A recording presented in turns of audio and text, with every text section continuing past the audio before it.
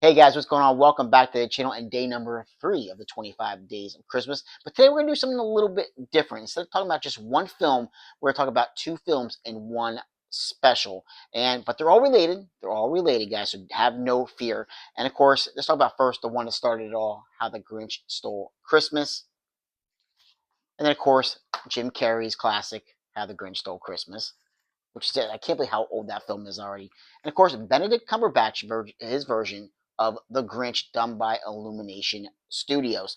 And this, I believe, if I'm not mistaken, if my parents are correct, this was the very first Christmas special I ever saw on TV. As a wee little lad, this was the first one. And I have loved this film, this special, ever since.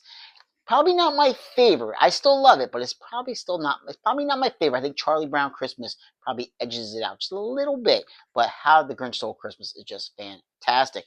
And you know what? The animation still holds up. The Grinch hating everything to do with Christmas, and especially those Who's down in Whoville, and him just sneaking around, stealing all their Christmas trees and all their presents. Oh, I can't. And the roast beast. He steals the roast beast.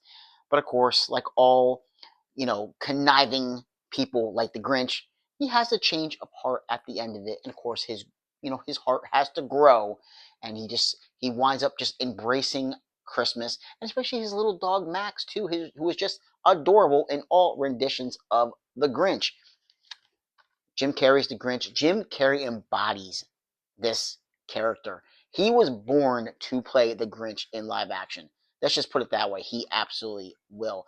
He actually was, meant to play that role. And I can't, like I said, I can't believe there's a 4K for this now, and it's like an anniversary edition, and it's just incredible to think how long it's been since this film came out. But Jim Carrey, his mannerisms, his he doesn't have to say a word. He does, and he's great with everything he says.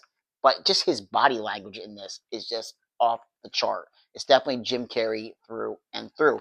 But one that does, in my opinion, fly under the radar is Benedict Cumberbatch lending his voice to the Grinch.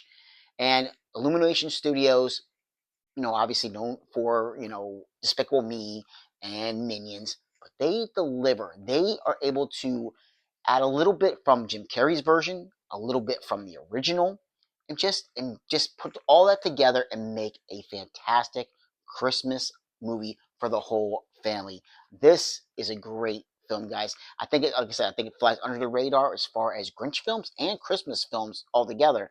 But this is one that, if you haven't seen it, is definitely worth checking out. Cumberbatch does a great job as the Grinch. In the back and forth of this one with him and Max, they change a few things up here and there, but it's a very touching, loving story, as only the Grinch, something that has the Grinch in it as only the Grinch can be, but it still delivers on all aspects of Christmas, and just that warmth that this kind of thing makes you feel when he goes from hating Christmas to loving Christmas. But this is one definitely worth checking out, guys. But I just want to talk real quick about all three Grinch films, all versions of the Grinch. Absolutely love all three of them. So, guys, like, subscribe, and comment if you get the chance, and I'll catch you in another episode. Take care. Bye.